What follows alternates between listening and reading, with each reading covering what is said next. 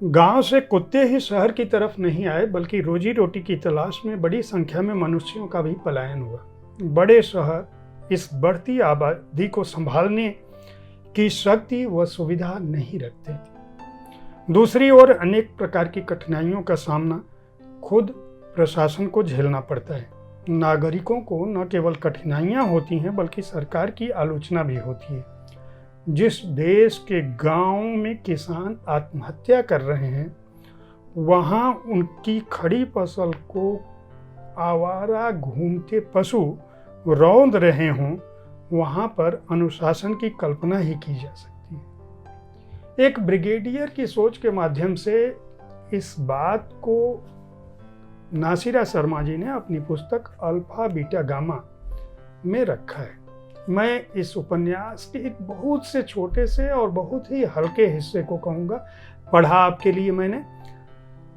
यह उपन्यास अपनी तरह का अनूठा उपन्यास है। से कम मेरी जानकारी में पशुओं को लेकर, कोरोना काल में कुत्तों के जीवन को लेकर यह इकलौता उपन्यास पूरी दुनिया में होगा, यह मेरा दावा है। आज साहित्य तक स्टूडियो में नासिरा शर्मा जी को मैंने बुलाया है शब्द रथी कार्यक्रम में बातचीत के लिए।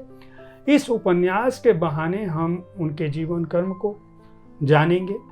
खासकर इस उपन्यास और अजनबी जजीरा पे बात करेंगे। अजनबी जजीरा पर इसलिए बात करेंगे क्योंकि अफगानिस्तान, खाड़ी देश, इराक और यहाँ तक कि भारत में भी आजकल बहुत सारी बातें होती हैं कि तालिबानी सोच हो गई, हिंदू तालिबानी हो गए, मुस्लिम तालिबानी हो गए, कट्टरता बढ़ रही है। तो कोई भी देश, दुनिया के वे सारे देश जो समृद्ध हैं, वे किस तरह से कट्टरता के शिकार जब होते हैं तो किन लोगों पर असर होता है, इन सारी बातों को करेंगे। नासिरा जी, आपका बहुत बहुत स्वागत है साहित्य तक स्टूडियो में। हम आपको सबसे पहले इस उपन्यास के लिए बधाई देंगे। यह अपने तरह का एक अलग उपन्यास, कम से कम मेरी जानकारी में मैं इस तरह के किसी भी उपन्यास या कथानक से नहीं गुजरा। लोगों ने कहानियां जरूर लिखी है, महादेवी जी ने गिल्लू पर एक कहानी लिखी थी, लेकिन एक पूरे उपन्यास को, इतने मोटे उपन्यास को कुत्तों की साइकोलॉजी पे, उनके मनोविज्ञान पर, और केवल उनके मनोविज्ञान पर नहीं बल्कि उनके बहाने आप मनुष्यों के दुख दर्द, समाज, बाजार, मानसिकता, एलिट क्लास, अभिजात्य वर्ग की मानसिकता क्या है, सड़क के कुत्तों की मानसिकता क्या है। मतलब आपने इतना, पहले तो मेरा पहला सवाल है कि आपके दिमाग में यह बात कैसे आई कि कोरोना की बात हमें करनी है, और शाहीन बाग से लेके और दूसरे आंदोलनों की बात करते हुए, जो इस पुस्तक के पहले पृष्ठ पर ही है, शाहीन बाग धरने का आपने जिक्र किया है, और आखिर में जो है, जो लॉकडाउन है उससे बात कर रही। आपके दिमाग में ये कैसे आया कि मैं इनके माध्यम से अपनी बात कहूँ? देखिए, हम लोग भूल तो ज़रूर गए हैं पांडे जी, लेकिन हमने बहुत सख्त वक्त गुजारा है जी। और पूरे विश्व के लोगों ने भूखमरी देखी, बेकारी देखी और तन्हाई देखी। मुझे उतनी तन्हाई महसूस नहीं हुई, क्योंकि पिछले 10 साल से मैं मोस्टली घर में रह के ही काम कर रही हूँ। लेकिन नेचर को मैंने बहुत फलते फूलते भी देखा। जैसे नेचर को मौका मिला है कि शांत हो जाओ गाड़ियों और इंसानों, अब हम भी चहकेंगे। उन्हीं दिनों जो कभी कभी सड़क पे निकलना होता था तो कुत्तों को डिप्रेशन में देखते थे, और कुत्तों से मेरा रिश्ता बहुत गहरा है। इसलिए नहीं कि कुत्तों पालना मुझे पसंद है, बेटे की वजह से, और उससे पहले भाई के यहाँ, बहन के यहाँ। तो ऐसा नहीं था कि कुत्ते मेरे लिए नए थे, लेकिन कुत्तों को लेके इस तरह का दर्दनाक उपन्यास जो मैंने उठाया है, उसकी वजह एक देसी कुतिया थी, फीमेल। तो वो जो है, वो हमारे यहाँ ज़ख्मी हो के आई थी, और उस पर हम लोगों ने बहुत काम किया था। तब बहुत ज़्यादा हम लोग कनेक्टेड हो गए थे। इससे पहले इलाज करवाते थे, लेकिन कोविड में इंसान तो इंसान को कुछ खिला रहा था, लेकिन कुत्ते बिल्कुल बेसहारा हो गए थे। तो इस तरह से, और दूसरा ये है कि देखिए ज़बान खोलना तो पिछले कई सालों से है कि हमारे जो जुमले हैं उसके कई कई मतलब लोग ले लेते हैं। पहले जैसा सिंपल नहीं है कि जो हम कह रहे हैं उसका वो अर्थ जी वही हो। वही अर्थ लिया जाए। तो मुसीबत ये थी कि हम क्या बोलें और क्या ना बोलें।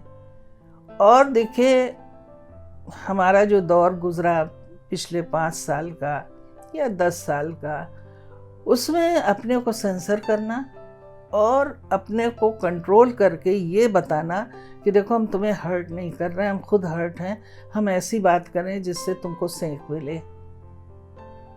तो फिर यही एक लैंग्वेज हमारे पास बाकी बच गई थी।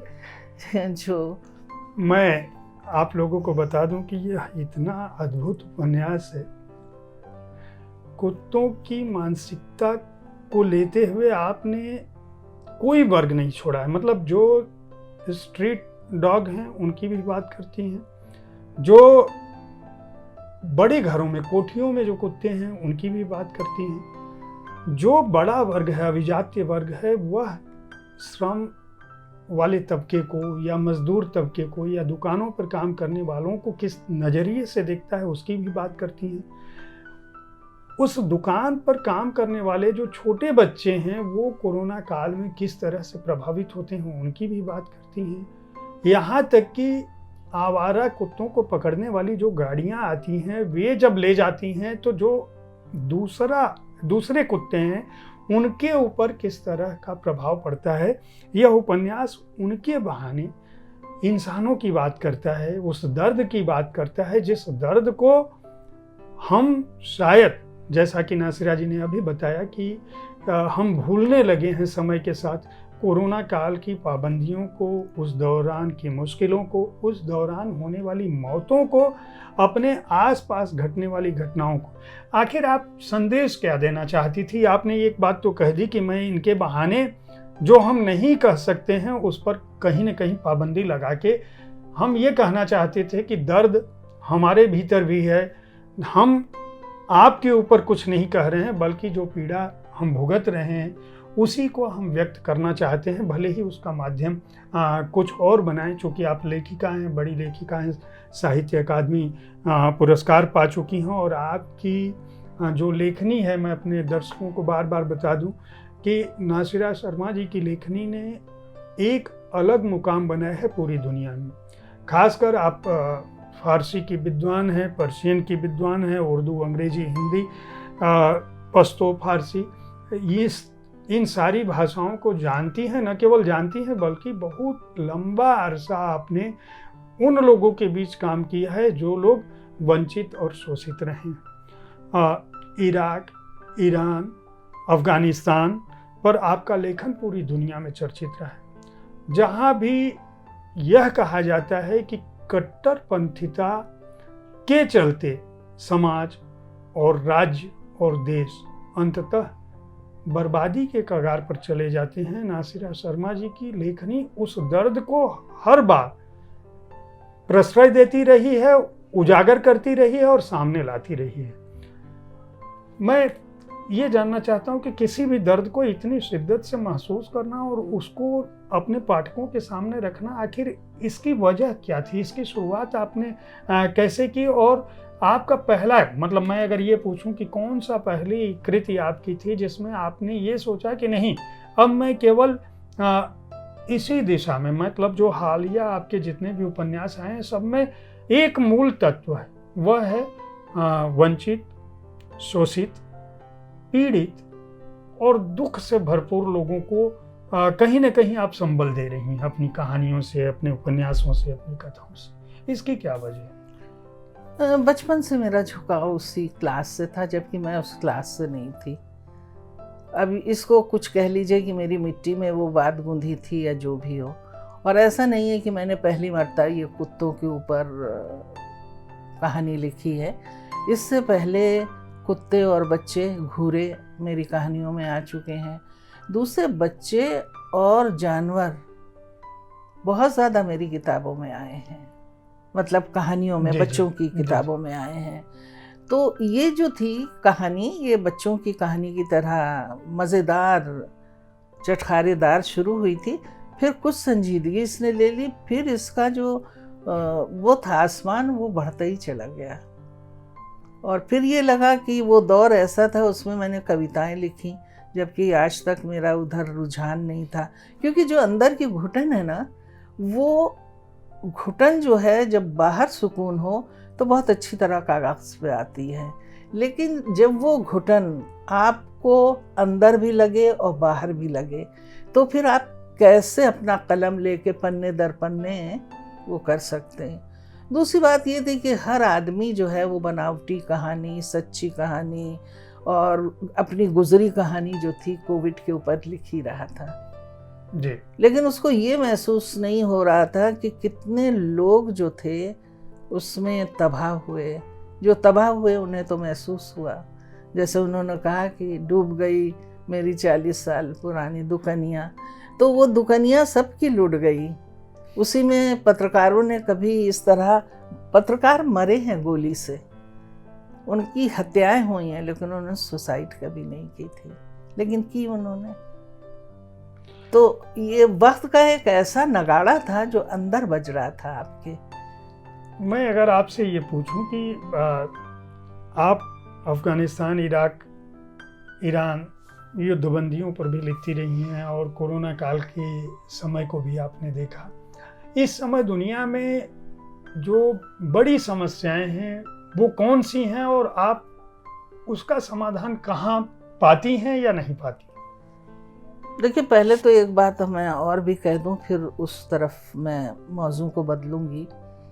मैं अयोध्या गई थी मेरे ख्याल से 90s में जी। उस वक्त सब मंदिर अंदिर बंद थे, और जब मैं बोलने स्टेज पे खड़ी हुई तो मैंने कहा कि सबसे ज़्यादा डिसलोकेट बंदर हो गए हैं, क्योंकि उन्हें खाने को कुछ नहीं मिल रहा है जी। और उस ज़माने में फैज़ाबाद में कुछ बंदर ऐसे थे जिन्होंने अटैक करना शुरू कर दिया था। तो ये बात लोगों को इतनी ज़्यादा चुभी दिल में, क्योंकि वो हकीकत थी।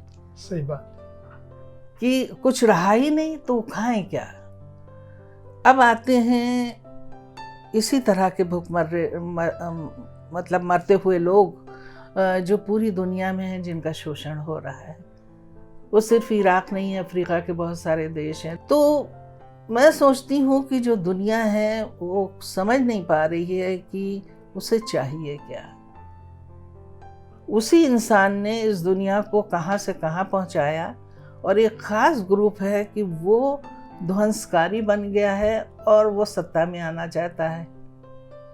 इसकी वजह क्या पाती हैं आप? इसकी आखिर वजह मनुष्य ये है अपनी कि- विनष्ट की तरफ, अपने को नष्ट करने की तरफ क्यों बढ़ रहा है? एक तरफ आप खुद भी कह रही हैं और जो हम लोग देख पा रहे हैं कि जो सभ्यताओं का विकास है या दुनिया में विज्ञान का जो विकास है और उससे जो राहत मिली है आदमजात को, हम आज के 500 साल पहले इस तरह के समाज की कल्पना नहीं कर सकते। हालांकि समाज हमारा और सभ्यताएं उस समय ज़्यादा परिष्कृत थी, शायद ज़्यादा सिविलाइज्ड थे हम। आधुनिक चीज़ें भले ही नहीं थी, बिल्कुल। लेकिन जो बाद का हमारा दौर है, जो 200 साल की हम बात करें, जब इंजन बना, बिजली ईजाद हुई, बल्ब ईजाद हुआ और आज हम इंटरनेट के युग में हैं। किसी भी समय किसी भी जगह हर व्यक्ति की उपस्थिति है और पूरी दुनिया में, जैसे हमारी आज की बातचीत ही पूरी दुनिया में सुनी जाएगी। तो एक तरफ हमारा इतना विकास हुआ और दूसरी तरफ हम खुद के लिए गड्ढा एक तरह से खोदते जा रहे हैं। तो इसकी वजह क्या है? सत्ता क्या कोई अंत नहीं है? आपने जब मैं अजनबी जजीरा की बात करूं, इस में लिखा है जरूरी वैश्विक प्रश्नों के प्रति जागरूक और संवेदनशील बनाता। मैं इस किताब को पढ़ रहा था, इसमें जो नायिका है उसकी जो पीड़ा है अपने बच्चों को लेके, बेटियों को लेके, और जो उसको उसका सहयोगी मिलता है, वह आता है आक्रांता होके, सैनिक होके, एक ऐसा सोल्जर अधिकारी जो हत्या के लिए जाना जाता है, टीवी पर भी आता है, और किस तरह से उसकी मानसिकता बदलती है। मैं ये जानना चाहता हूँ कि क्या इस तरह की सुखद परिणति की कल्पना आप आज के समय में भी कर रही हैं? जी बिल्कुल कर रही हूँ। उसकी वजह ये है कि जिस वक्त मैं ईरान और इराक पे लिख रही थी तो मैं धुआंधार पत्रकार की नज़र से सब कुछ देख रही थी, और मुझे बहुत जल्दी थी कि मैं जल्दी जल्दी न्यूज़ और चीज़ों को करूं, क्योंकि मेरे जो पत्रकार दोस्त थे और इनकलाबी थे, उन्होंने कहा देखो तुम्हारा प्रेस आज़ाद है तो तुम मेरी मदद करो, गांधी के देश की हो। तो मैं भी आंदोलन में कूद पड़ी और एज भी वैसी थी। लेकिन बाद में मुझे ऐसा लगा कि जब मैं लगातार उन देशों पे पत्रकारिता करूंगी तो रिपीटेशन आएगा मेरे यहाँ। जी। पहले 10 बम थे, अब 120 बम फूटते हैं। पहले कॉमन बम थे, अब क्लस्टर बम से और आगे और फिर और आगे, बहुत तरक्की हो रही है। तो उस दिनों में जो इंसानी जज्बे थे वो क्या काम कर रहे थे जी। तो फिर वो जहन में तो थे इंसानी जज्बे।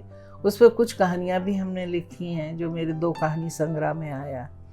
इराक को मैंने बहुत हसीन देखा है, मैं आपको बता नहीं सकती। इराक के लोगों की तो मैं तारीफ इसलिए नहीं करूँगी, जितने लोगों से मिली वो अच्छे थे, लेकिन कॉमन आदमी से मैं नहीं मिली क्योंकि इजाज़त ही नहीं थी सिक्योरिटी से। जी। तो इसलिए मैं कहूँगी कि जो उसकी 2 नदियाँ थीं और बगदाद और उसका पास्ट, कोई भी आदमी पढ़ेगा तो वो उसमें डूब जाएगा और फिर उसकी बर्बादी देखेगा तो वो कभी माफ़ नहीं कर पाएगा।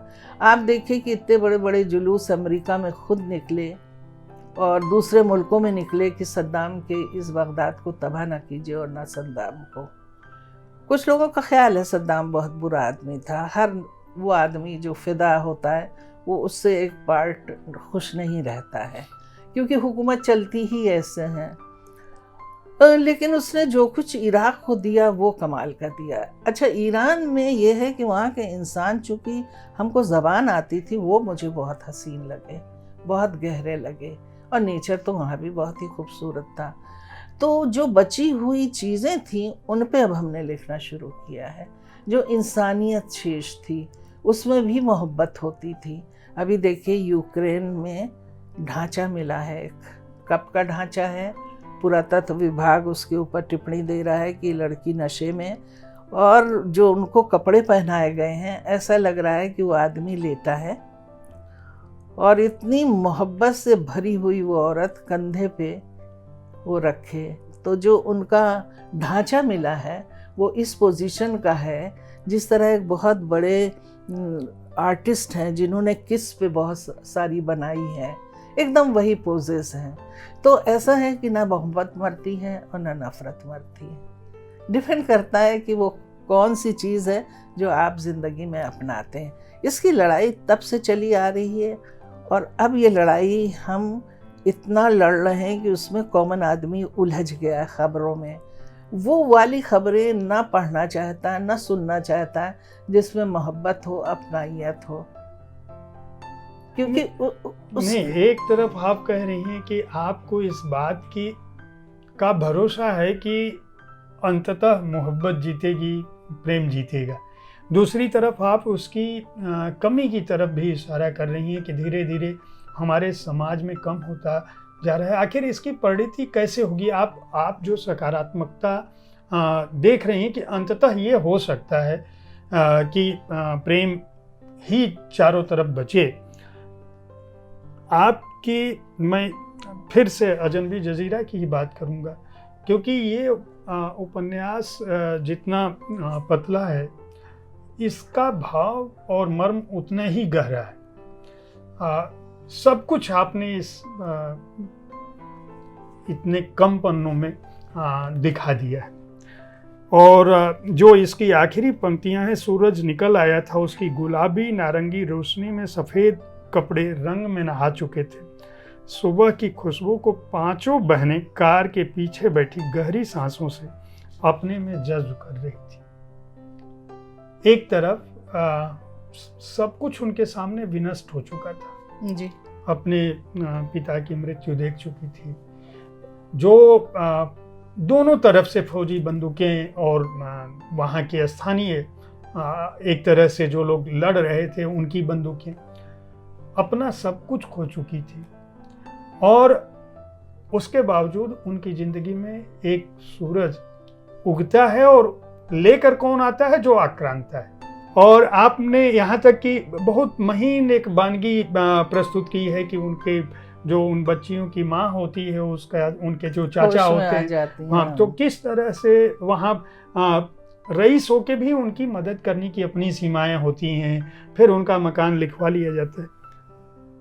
हमारे देश में अभी आज के समय में जो स्थितियां हैं, आपने चूँकि अल्फा बीटा गामा में शाहीन बाग की भी बात की है, किसान आंदोलन की भी बात की है, अभी हमने जब बातचीत की शुरुआत की तो आपने बदलते समय की बात की है। भारत का जो बहुसंख्यक वर्ग है या बहुतायत हिस्सा है, वह किस तरफ जा रहा है, और जो हमारी युवा पीढ़ी है क्या वह इन हालातों को समझ रही है कि हम अंततः कहाँ पहुँचेंगे अपने वर्तमान से? देखिए, ऐसा है कि हम पीढ़ी को, जो नई पीढ़ी है, उसको दो हिस्से में बांटूंगी। एक बहुत सेंसिटिव है और बहुत गहराई से सब कुछ देख रही है, और मैं ये भी कहूँगी कि जिनके माँ बाप ने सरोकार दिए हैं और उनके पास हिस्ट्री की सही नॉलेज है। लेकिन एक पीढ़ी ऐसी है जो यकीन रखती है कि जो बोला जा रहा है, जो दिखाया जा रहा है, वो सच है। और इसका सबसे बुरा परिणाम जो था वो मैंने देखा ईरान में, कि किस तरह जो बच्चे पैदा हो रहे थे, उन्होंने जब होश संभाला तो वो ईरान देखा जो खुमैनी का ईरान था जी। उन्हें इससे मतलब नहीं था कि पहले क्या था। तो ये तो है ही है, ये परेशानी है।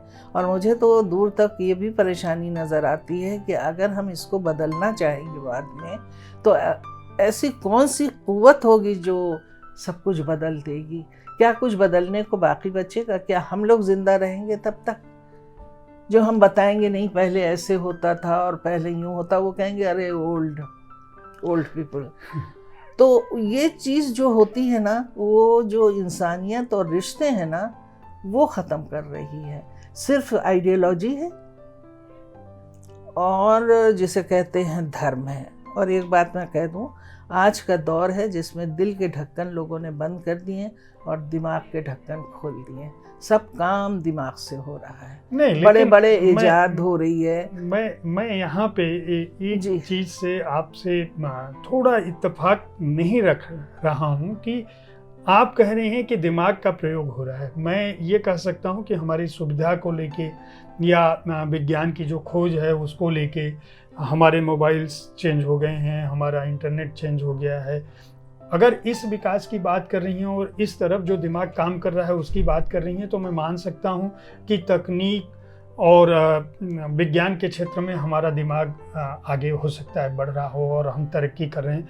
लेकिन विचारों की जहाँ तक बात है, इतिहास के समझ की बात है, मनुष्यता की बात है, संवेदना की बात है, मुझे कहीं ना कहीं यह महसूस हो रहा है कि उस क्षितिज पर हम कमज़ोर होते जा रहे हैं और हमारे अंदर सहजीवन की, सह अस्तित्व की जो भावना है वह कहीं ना कहीं प्रभावित हो रही है, इस चाहे तकनीक के भी आने से। देखिए, वही मेरा कहने का मतलब है जो आप कह रहे हैं कि दिमाग जो है वो इतना ज़्यादा खुल चुका है कि हम लोग परफेक्शन के में और आगे बढ़ने में उसमें अच्छा भी हम दे रहे हैं और बुरा भी दे रहे हैं। यूक्रेन की बात संवाद से भी हो सकती थी, या संवाद की कोई भूमिका नहीं रह गई है तो उनका तोप और गोलों से होगी, है कि नहीं? लेकिन वो मसला बहुत बड़ा है, एक छोटी सी लाइन में हम नहीं करेंगे। इसमें आपने एक कहानी पढ़ी होगी कि वो जब बहुत घबराता था आदमी, जब वो बदल रहा था हीरो, उसके अंदर की इंसानियत यीशु मसीह वाली वो बन रहा था कि मैं इस ज़मीन में आया हूँ वो जहर का प्याला पीने के लिए, ठीक है? तो वो एक दिन चला जाता है उन मुजस्समों के पास, शहरयार और शहरजाद। तो शहरयार तो अपनी महबूबा से धोखा खा के बहुत जहरीला आदमी बन गया था, हर हसीना को वो रात गुजारता था, मार देता था। लेकिन इसने तय किया कि इनको कहानी सुनाएगी, तो वो कहानी सुनते सुनते अलिफ लैला आ गई, 1001 कहानी हो गई और वो दूसरा आदमी बन गया और वो चीखने लगा कि मैं कौन हूँ, क्या हूँ। तो अब या तो मैं ये कह दूं कि लिटरेचर इंसान को बदलेगा, मोहब्बत बदलेगा, कोई कहानी बदलेगी, क्योंकि आप कैसे मान सकते हैं कि एक इंसान के अंदर सिर्फ जानवर रहता है। हम उसके जानवर को पालते पोसते और बाहर निकालते हैं। हमारा जो दौर था बचपन का, उससे लेके अधेड़ उम्र तक मैं कहूँगी कि हमारे अंदर का जानवर को दबाने की ट्रेनिंग दी जा रही थी। अब यह है कि वो जानवर बहुत हसीन है, उसकी कुर्राहट, उसका चीखना, उसका फाड़ना, उसके पंजे बड़े मजबूत हैं, क्यों ना दिखाया जाए फॉर अ चेंज। आपकी पुस्तक के कवर पे भी उसी तरह का कुछ चित्र है। मैं ये पूछूं कि आपने बहिश्ते जहरा, शालमली, ठीकरे की मंगनी, जिंदा मुहावरे, आप लोग देख रहे होंगे ये किताबें नासिरा जी की हैं और मेरे बगल में लगभग 25 किताबें और रखी हैं। किताबों का मैं नाम अगर पढ़ूं तो 10 मिनट मुझे किताबों के नाम पढ़ने में लगेंगे। मैं पूछूं कि आपकी, ये किसी लेखक से पूछना और बहुत रिपीटिटिव सवाल हो जाएगा, बार बार आपसे लोग पूछते होंगे कि आपको अपनी रचनाओं में कौन सी रचना ज़्यादा पसंद रही है। आप एक घिसा पिटा जवाब ये आता है कि हर माँ को अपने सभी बच्चों से प्यार होता है। मैं ये पूछना चाहता हूँ कि नासिरा शर्मा जी जो लिखना चाहती रही, आपने चूँकि पत्रकारिता से शुरू किया और मैं पहले भी आपसे मुलाकातें में बातचीत कर चुका हूं, तो हमारे श्रोताओं को, दर्शकों को ये ना लगे कि हम लोग एक ढर्रे पे बात कर रहे हैं। लेकिन मैं ये जानना चाहता हूं कि जो आप लिखना चाहती थी या जो लिखना चाहती हैं, क्या वह लिख चुकी? नहीं नहीं, बिल्कुल नहीं। कभी कभी मुझे लगता है जब कोई बहुत अच्छा नेक काम करता है, सच पूछिए, तो मुझे लगता है मैंने क्या किया, मैंने ज़िंदगी कितनी कमाई, क्योंकि बीच बीच में लोग कहते हैं तुमने बहुत लिखा। अरे भाई, मैंने इतना वक्त बर्बाद किया और इतनी पांडुलिपियाँ मेरी खोई हैं और इधर उधर हुई हैं, गली हैं, तो ये सब चीज़ें हुई हैं। राइटर के अंदर के दिल की था तो कोई नहीं लेता है। और आपने इसी बीच में एक बहुत ही खूबसूरत सवाल किया था, वो दरअसल दूसरे सवाल में रह गया। वो क्या था? बहरहाल,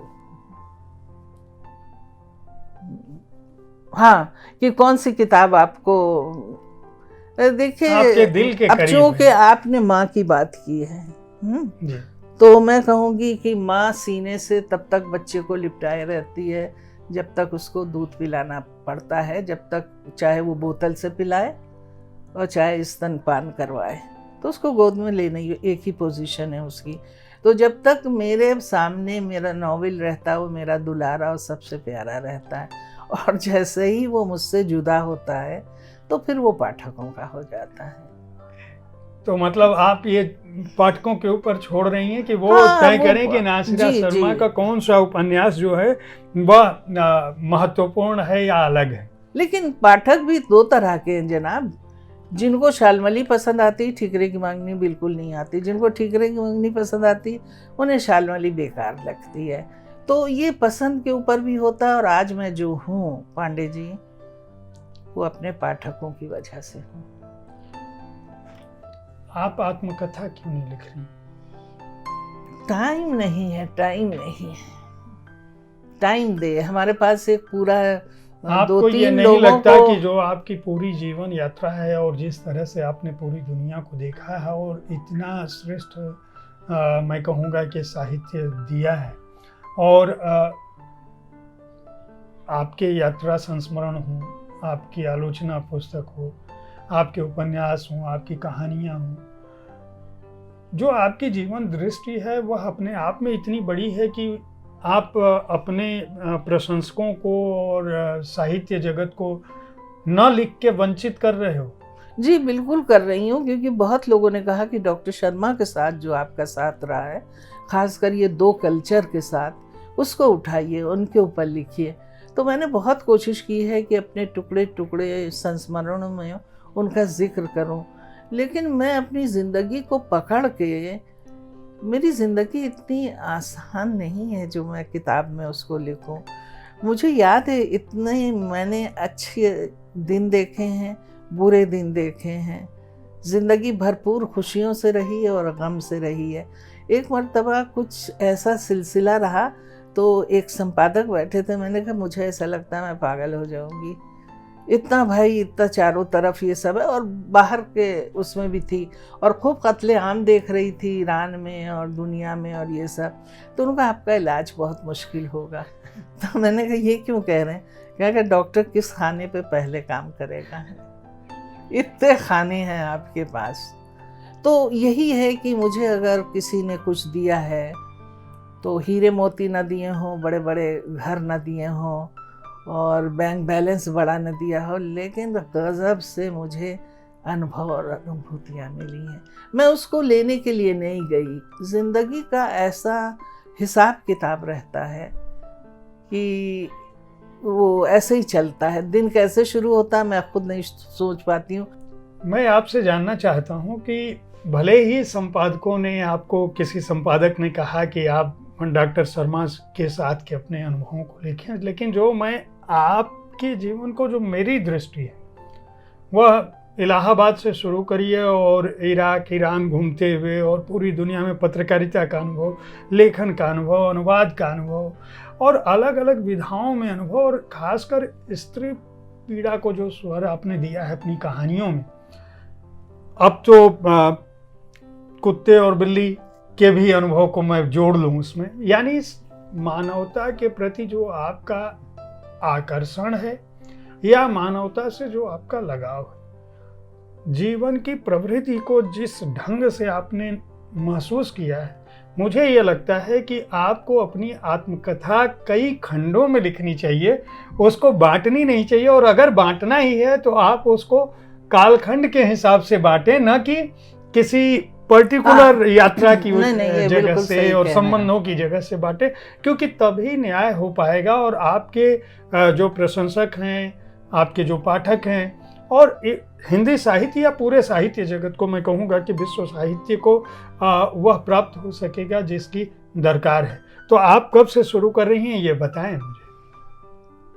मैं सोचती हूँ जल्दी शुरू करूँगी, क्योंकि जो कालखंड की बात कही आपने वो मेरा बचपन जो है वो इलाहाबाद एक ऐसा इलाहाबाद था, और किशोर अवस्था में तो पूरा गुजरा वो इलाहाबाद। तो मैं जब बयान करूँगी तो बहुत कुछ नहीं, क्योंकि एक सवाल मुझसे पूछा जाता है, मैम आपके ज़माने में, अरे भाई हम लोगों का ज़माना तुम लोगों के ज़माने से बहुत एडवांस था, तकनीकी तौर से तुम लोग बहुत एडवांस हो सकते हो, लेकिन नहायत बैकवर्ड थॉट्स में, इमोशंस में हम लोग बहुत एडवांस थे, और क्लासेस बहुत थे हमारे हिंदुस्तान में। ये थोड़ी ना था कि सब इंटीरियर गांव में रह रहे हैं, जुल्म सह रही हैं औरतें, ऐसा नहीं है।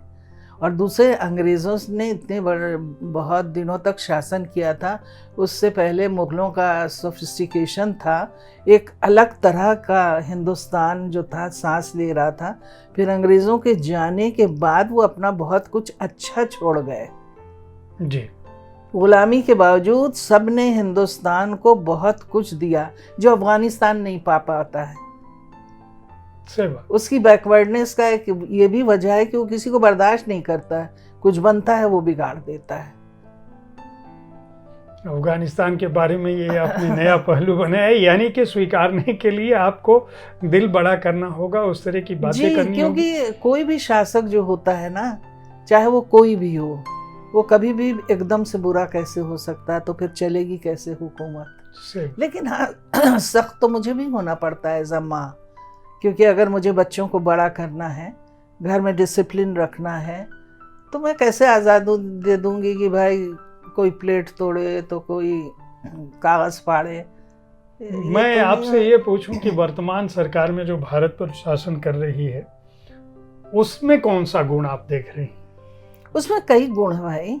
देखिए सबसे बड़ा गुण ये है कि उसने जो टैक्सियाँ चलाई हैं वो ताना बाना जो है वो बहुत अच्छा है और सस्ता है, और हर आदमी को वो अवेलेबल है। दूसरी बात ये है कि जो कांग्रेस की छोड़ी हुई थी या नहीं छोड़ी हुई थी उस बहस में मुझे नहीं पढ़ना है, लेकिन जो पुराने पुरातत्व विभाग जो काम कर रहा है बिल्डिंग्स पे, रोशनी का अरेंजमेंट वो बहुत अच्छा है।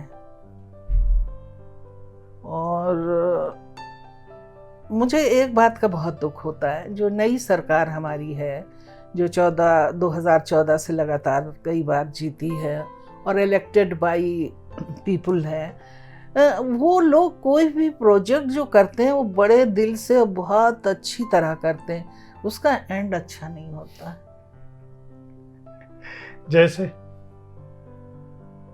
जैसे नोट का हुआ, नोटबंदी के बाद कुछ और हुआ, वो लिस्ट से हमारा टाइम खराब होगा।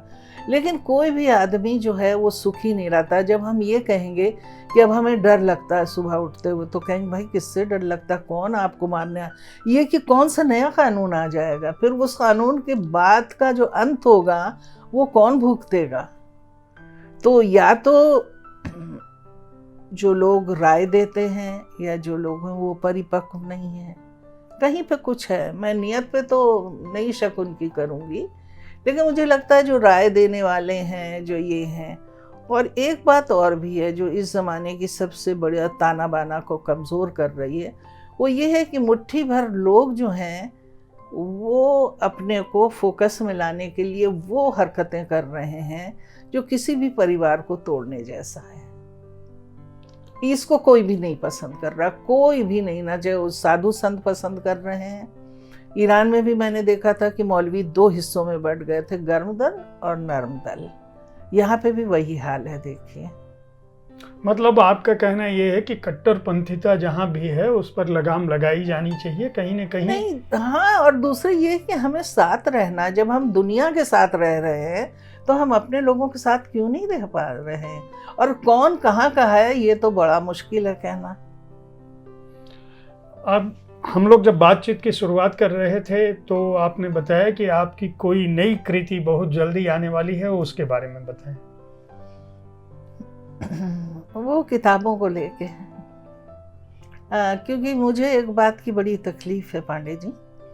जिस वक्त ये कहा जाता है कि अब कागज़ की कोई कदर नहीं रह गई है, ये नई जनरेशन एक ज़माने में बहुत कहती थी, आज से 5-6 साल पहले, और जो कुछ है वो ये आपका लैपटॉप है और ये सब है। और एक आपके दैनिक जागरण पेपर है उर्दू वाला, इनकलाब, उसके 2-3 पन्ने बड़े लाजवाब हैं। तो उसमें वो एक लाइब्रेरी की सीरीज़ देता, इतनी हसीन लाइब्रेरीज़, और ऐसी कि उसमें सीढ़ियों के साथ गोलाकार वो लगा है चक्र, किताब देखते जाओ, ऊपर तक चले जाओ। पहले किताब की अहमियत समझिए कि क्या है, उसके बाद आप छपी हुई किताब को चैलेंज कीजिए। और आज जो छपा हुआ है उसी पे मैं यकीन करती हूँ। तो इसके ऊपर कई तरह से मैंने कहानियाँ भी लिखी। फिर मुझे लगा नहीं, किताब की अहमियत को मुझे उठाना पड़ेगा, क्योंकि जब भी कहीं हमला होता है सबसे पहले पुस्तकालय जलाए जाते हैं, उनकी इमारतों को ध्वंस किया जाता है। इसलिए नहीं कि कोई धर्म के ख़िलाफ़ है या किताबों के ख़िलाफ़ है, वो ये बताना चाहता है अब मैं आ गया हूँ, फिर से बनाऊँगा पुस्तकालय और धार्मिक स्थल, अब तुम्हारा नहीं चलेगा। तो ये जो मानव की, जिसे कहते हैं एक इंसान की या एक काल की जो उन्नति और विकास है, उसको दूसरा इंसान कैसे बर्बाद करता है, इसको मैंने किया। लेकिन इसी के बीच में बहुत सारे ऐसे राजा आए हैं जिनका कोटेशन, जिनकी बातें, वो भी मैं निकाल के उसमें डाल रही हूँ कि सरकार को कैसा होना चाहिए, कैसा रहमदिल होना चाहिए। यानी किताबों की कहानी आप किताब के माध्यम से ला रही हैं। जी जी। बहुत बहुत शुभकामनाएं हमारी आप लोगों से। मैं उम्मीद करता हूं कि बहुत जल्द आपसे फिर बात करेंगे आपकी नई पुस्तक पर। आपने इतना समय दिया उसके लिए बहुत बहुत धन्यवाद। कोई संदेश अगर अपने श्रोताओं और पाठकों को देना चाहें, या जो आज की युवा पीढ़ी है, तो उसके लिए आप बता सकती हैं। आप बहुत वरिष्ठ हैं, आपके पास तमाम जीवनानुभव है। जब मुझे कोई वरिष्ठ कहता है तो मुझे अजीब सा लगता है। वरिष्ठ तो वो लोग हैं जो 120 साल जी के और लिख के चले जाते हैं। अभी तो हम उनके आगे बच्चे हैं, और इतनी बड़ी बड़ी राइटर्स गुजरे हैं, हम क्या हैं।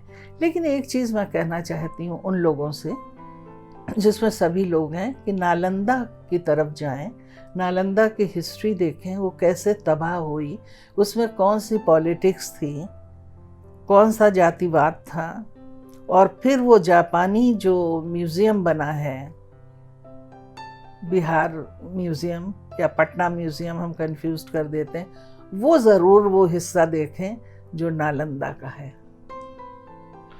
तो किताब, वो दरअसल किताब ही है वहाँ पे, किताब किस तरह जली। और मेरा पहला चैप्टर ही यही है कि जब वो बच्ची हो कि नालंदा देखने जाती तो थोड़ी देर बाद उसे लगता है कि जलते हुए जो कागज़ हैं उसके चारों तरफ हैं और वो खुद एक कागज़ में बदल गई है जो जल रहा है।